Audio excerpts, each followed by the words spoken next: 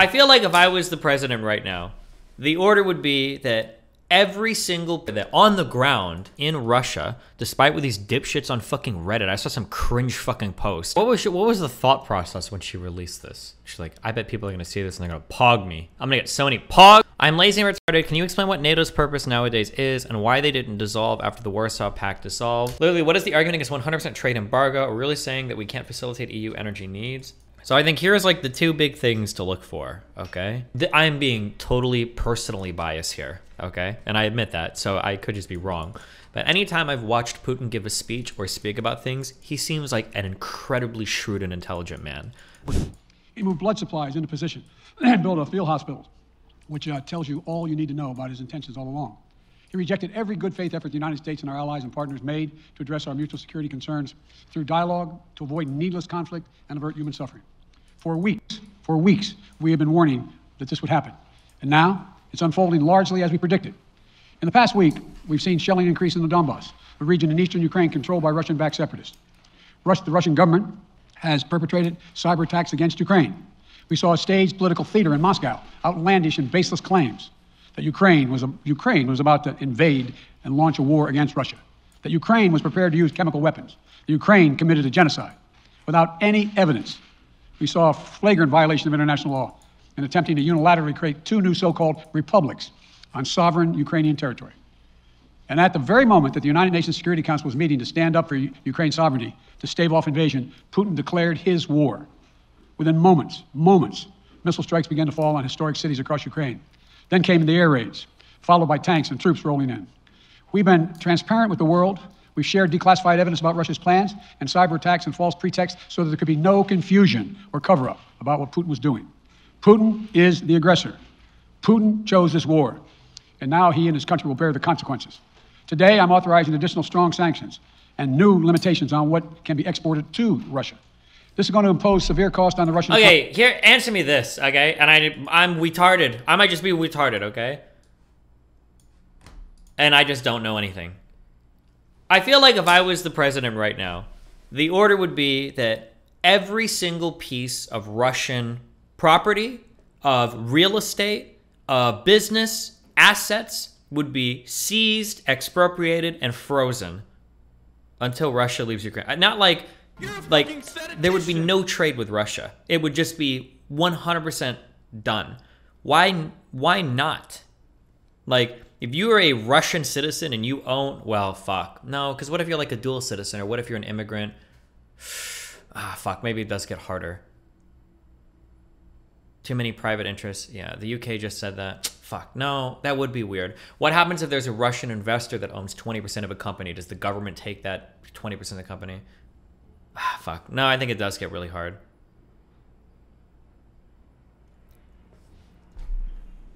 Yes, you just fucking take it. Both immediately and over time. We have what's happening to my surplus? I haven't bought ammo in so long, but surplus ammo used to be like the cheapest. That dirty shit that you'd go through your fucking barrel, the nasty lead, toxic fucking. Personally designed these sanctions to maximize the long-term impact on Russia and to minimize the impact on the United States and our allies. And I want to be clear: the United States is not doing this alone. For months, we've been building a coalition of partners representing well more than half the global economy.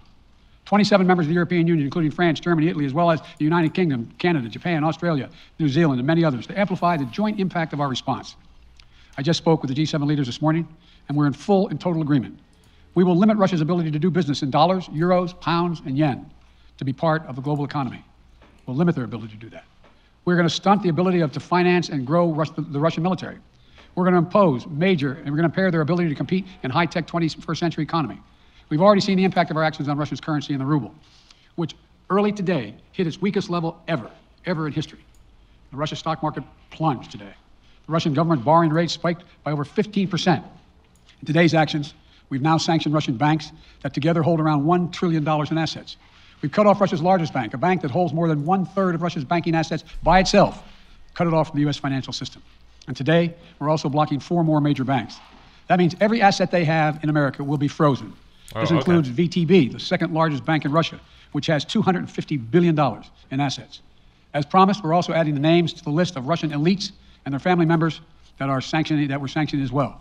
As I said on Tuesday, these are people who personally gain from the Kremlin's policies, and they should share in the pain. We will keep up this drumbeat of those designations against corrupt billionaires in the days ahead. On Tuesday, we stopped the Russian government from raising money from U.S. or European investors. Now we're going to apply the same restrictions to Russia's largest state-owned enterprises, companies with assets that exceed $1.4 trillion. Some of the most powerful impacts of our actions will come over time, as we squeeze Russia's access to finances and technology for strategic sectors of its economy and degrade its industrial capacity for years to come. Between our actions and those of our allies and partners, we estimate that we'll cut off more than half of Russia's high-tech imports. It'll strike a blow to their ability to continue to modernize their military. It'll degrade their aerospace industry, including their space program. It'll hurt their ability to build ships, reducing their ability to compete economically. And it will be a major hit to Putin's long-term strategic ambitions. And we're preparing to do more. In addition to the economic penalties we're imposing, we're also taking steps to defend our NATO allies, particularly in the East. Tomorrow, NATO will convene a summit. We'll be there to bring together the leaders of 30 allied nations and close partners to affirm our solidarity and to map out the next steps we will take to further strengthen all aspects of our NATO alliance. Although we provided over $650 million in defensive assistance to Ukraine just this last year, let me say it again. Our forces are not and will not be engaged in the conflict with Russia in Ukraine. Our forces are not going... Do you think that Russia would still be invading Ukraine if it weren't for the corona pandemic? With how worn down the global economy's been over the past couple of years, I wonder if, because I imagine that any extreme sanction placed on Russia or against Russia is probably going to be damaging to the European economy. I wonder if the EU's ability to weather those sanctions is going to be influenced by the years of economic deterioration that they've suffered at the hands of the pandemic. That right now, if we had like huge booming economies and everybody was doing really well, like, okay, fuck, energy prices go up a bit, like, fuck it, we sanction Russia. I wonder if that's going to influence the EU's ability to... into Europe to fight in Ukraine, but to defend our NATO allies and reassure those allies in the East. As I made crystal clear, the United States will defend every inch of NATO territory with a... That also applies to Russia itself. I think that Russia is a little bit different. You have to remember that on the ground in Russia, despite what these dipshits on fucking Reddit, I saw some cringe fucking post where some guy posted on Reddit. I don't remember what thread it was. And he's like, remember guys, this is just Putin. It isn't Russians. We don't support this. This is Putin. Bull fucking shit. Putin gets huge surges of popularity when he's marching tanks into Ukraine. There's a lot of people in Russia that supported the annexation of Crimea. And there's a lot of people in Russia that are cheering on Putin saying, fuck yeah, Ukraine is ours. That is our territory. Those are ours people. We need to fucking get it. So even though they might have some like economic problems, when you're on like a war machine, like that nationalistic drive, that drum will beat. It might not work out in the long term, but at least in the short term, I think Putin will have like a popularity surge. Can we believe those polls? I think there's independent polling done that seems to verify it as well. Force of American power. And the good news is, NATO is more united and more determined than ever. There is no doubt that the United States and every NATO ally will meet our Article 5 commitments, which says an attack on one is an attack on all. Over the past few weeks, I ordered thousands of additional forces to Germany and Poland as part of our commitment to NATO.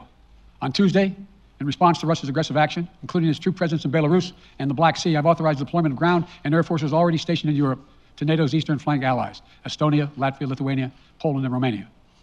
Our allies have also been stepping up, adding the other allies, the rest of NATO, adding their own forces and capabilities to ensure collective defense. And today, within hours of Russia's unleashing its assault, NATO came together and authorized and activated an activation of response plans. This will enable NATO's high readiness forces to deploy and when and where they are needed to protect our NATO allies on the eastern boundaries of Europe. And now I'm authorizing additional U.S. force capabilities to deploy to Germany as part of NATO's response, including some of the U.S.-based forces that the Department of Defense placed on standby weeks ago. I've also spoken with Defense Secretary Austin and Chairman of the Joint Chiefs, General Milley, about preparations for additional moves should they become necessary to protect our NATO allies and support the greatest military alliance in the history of the world, NATO. What is the reason for people wanting to dissolve NATO? No serious human being wants to dissolve NATO, except for obviously Russia. Anybody in the left saying that NATO needs to be dissolved, this is a fucking brain-dead moron. You shouldn't take their opinions about anything seriously. They're doing pop politics, and they're just fucking beyond retarded. You should just literally ignore every single thing they have to say. They have nothing of value to tell you. There's nothing of value that if you could kill them and extract every piece of information from their brain, all of it would be discarded into a trash can. They have nothing of value to say to you. As we respond My administration is using the tools, every tool at its disposal, to protect American families and businesses from rising prices at the gas pump. You know, we're taking active steps to bring down the cost, and American oil and gas companies should not exploit this moment to hike their prices, to raise profits. You know, in our sanctions package, we specifically designed to allow energy payments to continue. We are closely monitoring energy supplies for any disruption. We've been coordinating with major oil producing and consuming countries toward our common interest to secure global energy supplies. We are actively working with countries around the world to elevate collective release from the strategic petroleum reserves of major energy consuming countries. And the United States will release additional barrels of oil as conditions warrant. I know this is hard, and that America... What is this? Dear President Vladimir Putin, I'm so sorry that I was not your mother. If I was your mother, you would have been so loved, held in the arms of joyous light. Never would the stories plight the world unfurled before our eyes, a pure demise of nations sitting peaceful under a night sky. If I was your mother, the world would have been warm. So much laughter and joy, and nothing would harm. I can't imagine the stain, the soul-stealing pain that the little boy you must have seen and believed, and the formulation of thought quickly taught that you lived in a cruel, unjust world. Is this why you now decide no one will get the best of you? Is this why you do not hide nor away shy from taking back the world? Was it because so early in life, all that strife racked your little body with fear? If I was your mother, if the world was cold, I'd have died to make you warm.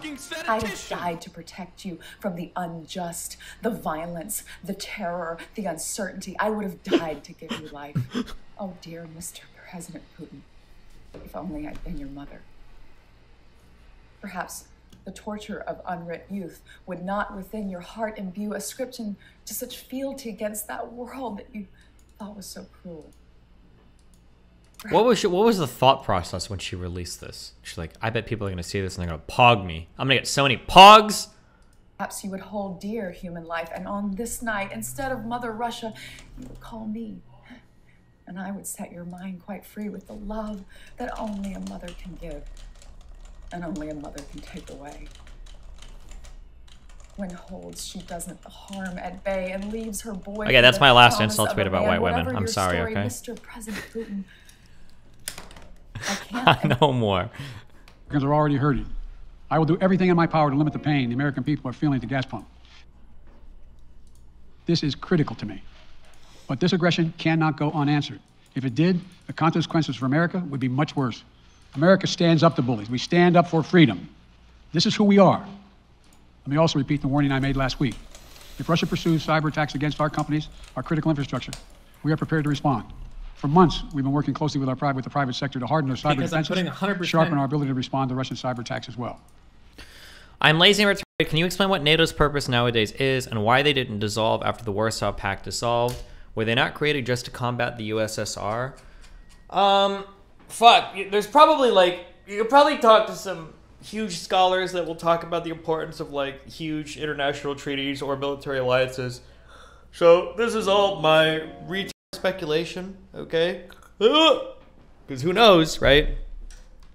But my guess is going to be is that if you have Eastern European countries that have broken off from the Soviet Union, and then the Soviet Union collapses, the Warsaw Pact collapses, which is all the countries that are part of the Soviet Union, you're probably looking to the side, a little bit worried that in the future, maybe they're going to come back for that ass, okay? That if NATO disbands, maybe the Soviet Union rises from the ashes and a new Soviet Union takes over and they're like, hey, we're going to come, we're going to come get our shit back, right? Is a potential threat.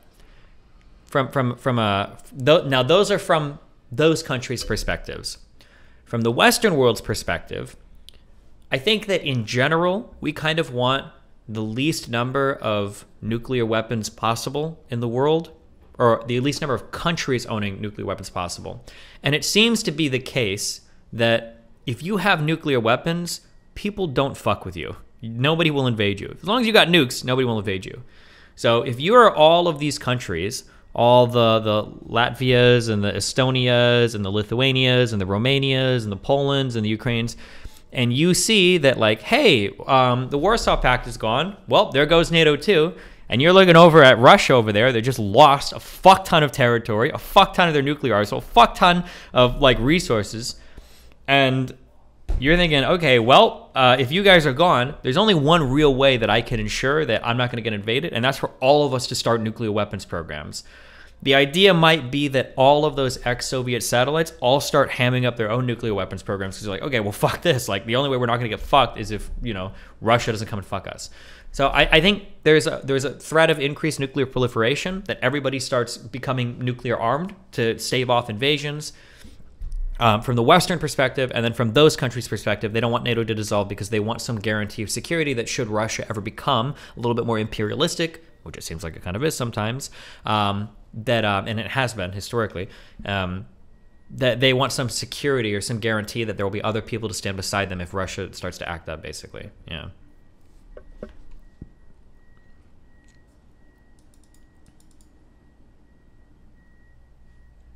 1994 in Budapest, those countries gave up their nuclear weapons in order to not get invaded. Sure. I spoke last night to President Zelensky of Ukraine, and I assured him that the United States, together with our allies and partners in Europe, will support the Ukrainian people as they defend their country. We'll provide you... I think you also, with these huge pacts and alliances, right? If anybody ever played EVE, or if anybody plays Rust, you kind of know this, that like when half the fucking server is allied, the game is really fucking boring. Because why the fuck, if I'm in Rust, I'm not going to go fucking raid a base because I know that like 35 fucking other teams are going to show up to fuck me in the ass, or my base is going to get raided. Or in EVE, oh wow, cool, EVE is so much fun. Look at all the maps of the alliances. The alliance map doesn't matter. Look at the coalition map. Oh, well, 2 coalitions own fucking everything. So nobody's going to fucking fight because then the entire fucking universe is going to be, you know, bringing down their fucking dreads and titans on your ass. You're fucked, right? So from a video game perspective, boring is really bad. But from like a worldwide perspective, boring is pretty good. We don't want people going to war with each other. We don't want people nuking each other or fighting each other. Wow, Chud Logic, thanks for the raid, my dude. So yeah, like having these huge military alliances kind of ensures that like nobody fucks through their country, nobody invades you.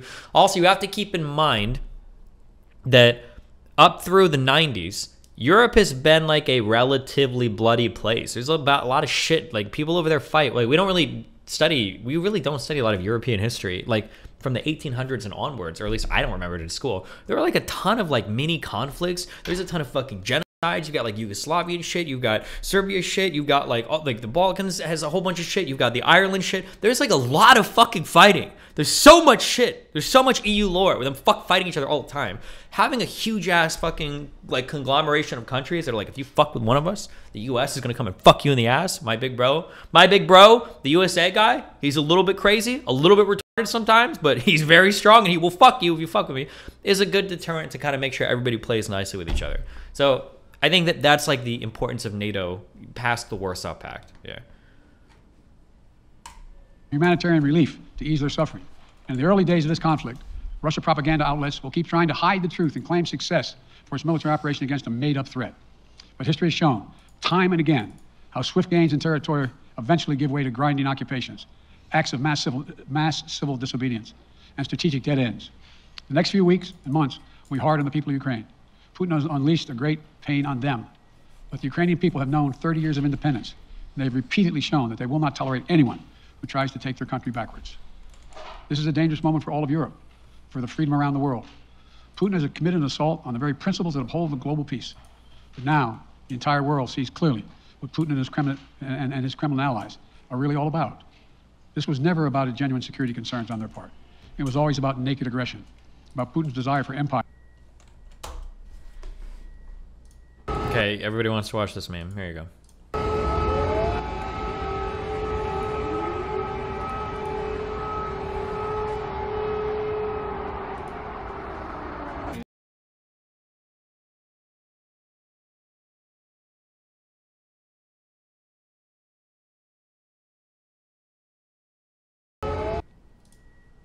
By any means necessary, by bullying Russia's neighbors through coercion and corruption, by changing borders by force, and ultimately by choosing a war without a cause.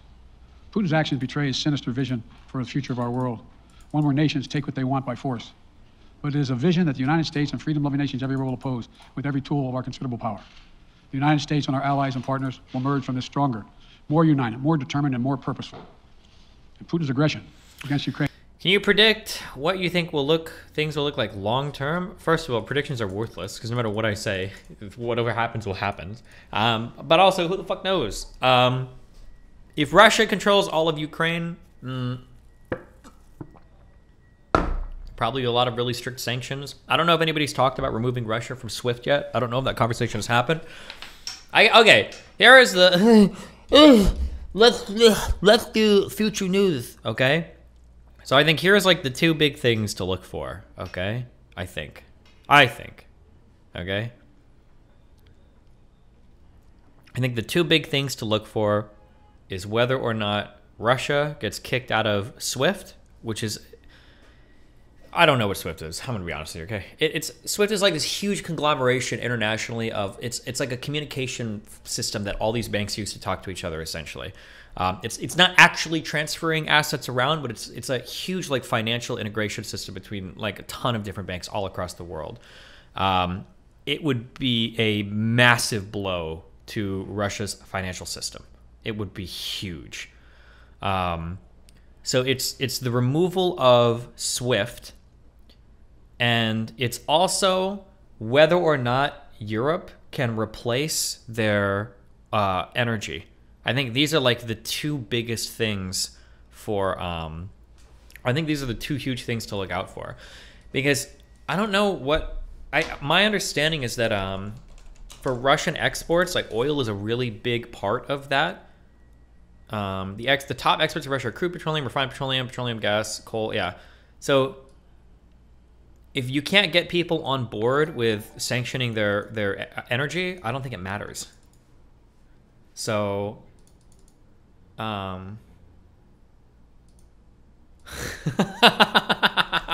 is this? What is this stupid fucking shit?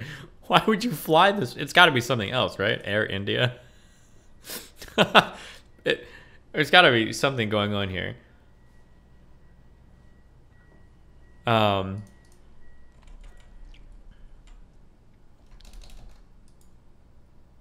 But yeah, so I think that seeing whether or not Russia actually gets kicked out of SWIFT and seeing whether or not the European Union is ready to weather energy sanctions against Russia is going to be like a huge thing.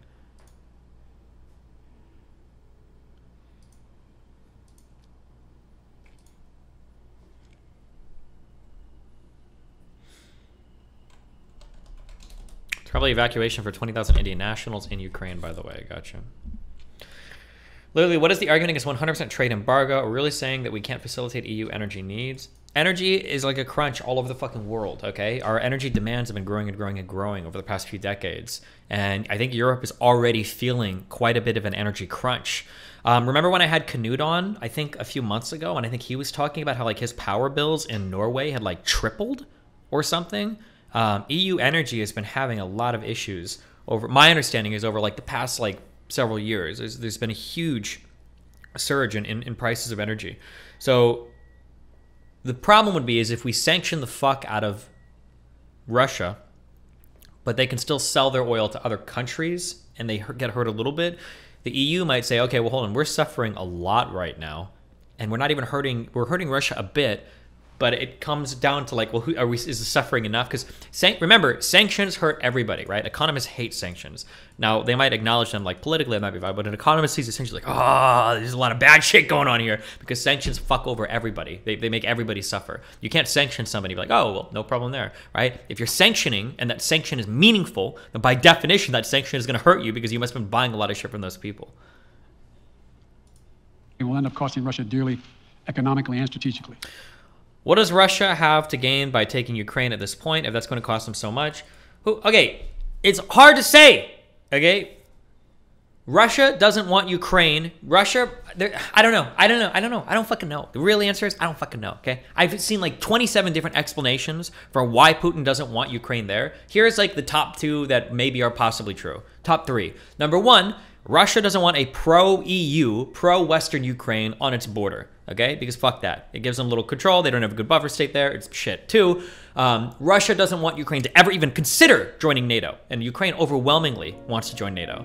So that's the second thing. And then third thing is Russia doesn't actually care about Ukraine joining NATO, And Russia doesn't actually care about the pro-Western EU shit. What Russia actually doesn't want is they just don't want a thriving democracy, a non-autocratic regime on their border, because they're worried that it might spark revolutions across Russia. That if people can see that Ukraine can thrive as this huge blossoming democracy that's making trade deals around the world, people in Russia might say, okay, well, hold on, Putin, fuck you, right? So these are all reasons that I've seen given for why Putin wants to invade Ukraine. I don't know how many of these are true, how many of these aren't true. I don't know what the weight is behind each. I could lie to you, but because some people have said, well, hold on, there's already multiple NATO countries that were ex-Soviet satellites that are bordering Russia right now, but these aren't the same like democratic regimes that Ukraine is trying to be, and that Putin is super threatened by like powerful, effective, and successful democratic regimes on their border, on his border. We will make sure of that. Putin will be a pariah on the international stage.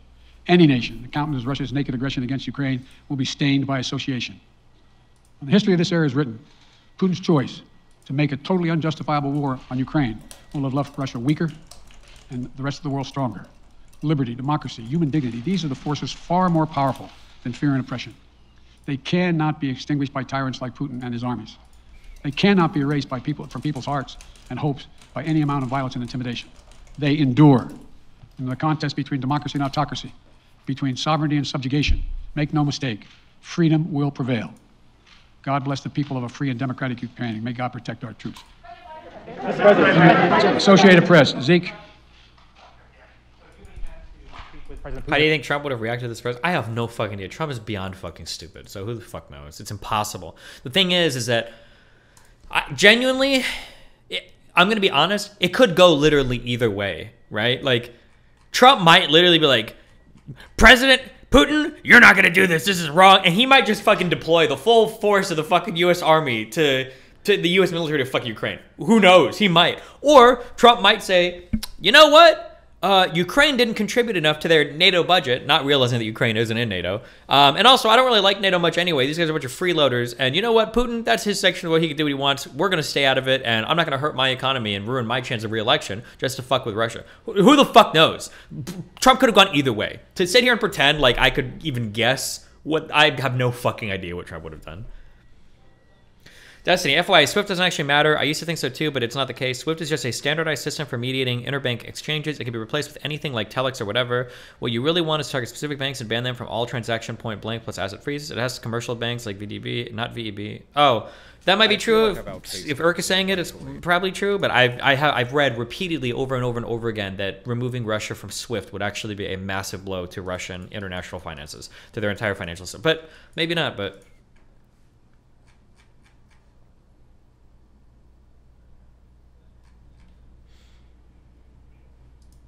this point, and what interactions have you had with the Russian government? I heard the first part. Do I have any plans to speak with Putin at this point, and what? What communications have you had with the Kremlin as far as military operations in Ukraine and making sure this does not spiral into a larger conflict? Well, it's a large conflict already. The way we're going to ensure it's not going to aspire to a larger conflict is by providing all the forces needed in the Eastern European nations that are members of NATO. NATO is more united than it's ever been, and I have no plans to talk with Putin. Wall Street Journal, Tarina. Mr. President, you didn't mention SWIFT in your sanctions that you announced. Is there a reason why the U.S. Isn't doing that? Is there disagreement among allies regarding SWIFT and whether Russia should be allowed to be part of it? The sanctions that we propose on all their banks have of equal consequence, maybe more consequence than SWIFT, number one. Number two, it is always an option, but right now that's not the position that the rest of Europe wishes to take.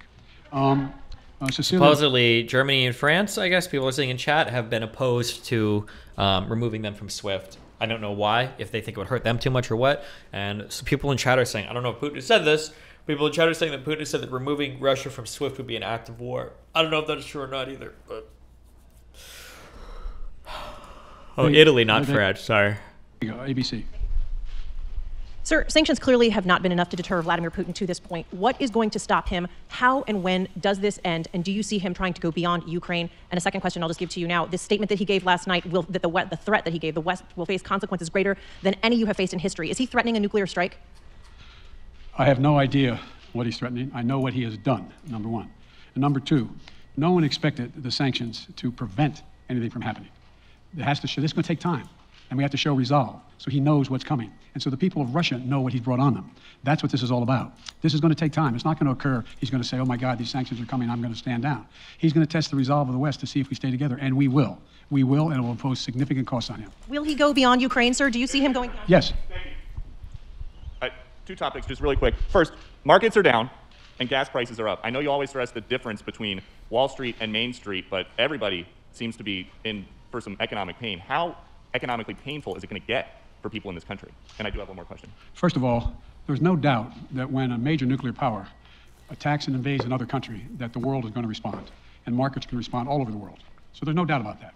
Number one. Number two, the notion that this is going to last for a long time is highly unlikely as long as we continue to stay resolved in imposing the sanctions we're going to impose on Russia, period. What's the next question? I'm sorry. The next question is, did you underestimate Putin, and would you still describe him the way that you did in the summer as a worthy adversary?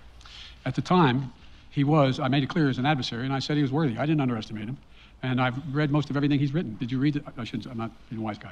You heard the speech he made, almost an hour's worth of speeches, why he was going into Ukraine. He has much larger ambitions in Ukraine. He wants to, in fact, reestablish the former Soviet Union. That's what this is about. And I think that his ambitions are completely contrary to the place where the rest of the world has arrived. You're confident that these devastating sanctions are going to be as devastating as Russian missiles and bullets and tanks? Yes. Russian bullets, missiles, and tanks in Ukraine. Yes, I am.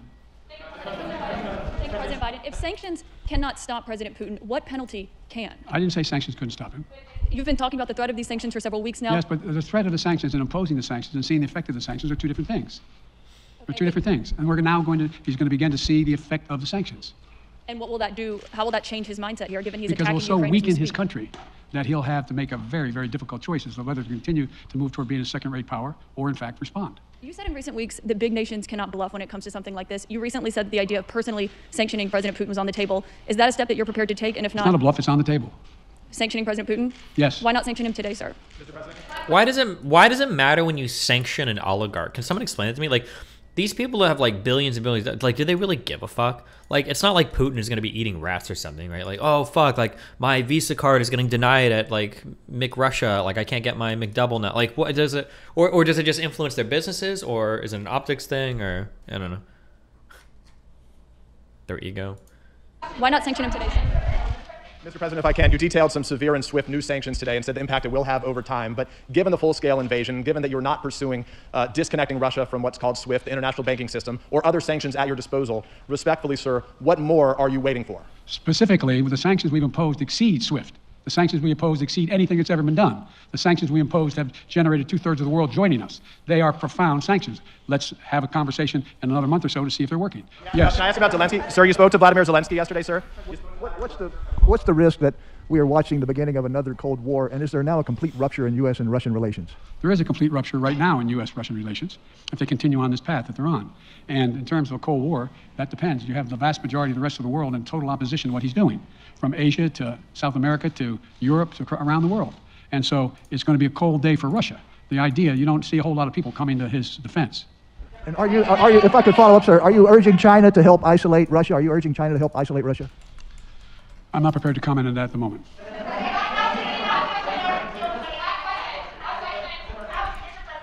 Wait, no. Yeah. No. He's had his hand up a long time. Thank you, Mr. President. How concerned are you that Putin wants to go beyond Ukraine into other countries, and the U.S. will have to get involved if he moves into NATO countries? Well, if he did move into NATO... Something that confuses me... We'll read an article in a second. I feel like Russia could occupy Donbass pretty easily and not have any problems because so many people there are ethnically Russian. But occupying all of Ukraine seems like it's going to be challenging. No? But I guess we'll see. Countries, he will be involved. We will be involved. The only thing that I'm convinced of is if we don't stop now, he'll be emboldened. If we don't move against him now with these significant sanctions, he will be emboldened. And look, you know, well, anyway. And can you talk anything more about your conversation? Mr. President. He might not always be rational. I'm being totally personally biased here, okay? And I admit that, so I could just be wrong. But anytime I've watched Putin give a speech or speak about things, he seems like an incredibly shrewd and intelligent man. He comes off as like very in control of what he knows and what other people know when he's speaking about foreign issues. I would never Putin. Yeah, I would never underestimate like, oh, he's just being stupid. I think he's very purposeful in what he does. But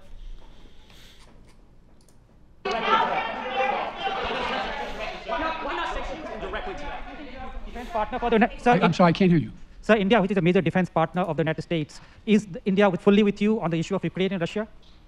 Does the Defense Department of the United States... So India is one of your major defense partners. Is India fully in sync with the United States on Russia? We're in consultation with India today. We haven't resolved that completely. One more question. Okay, thank you all very much. Thank you.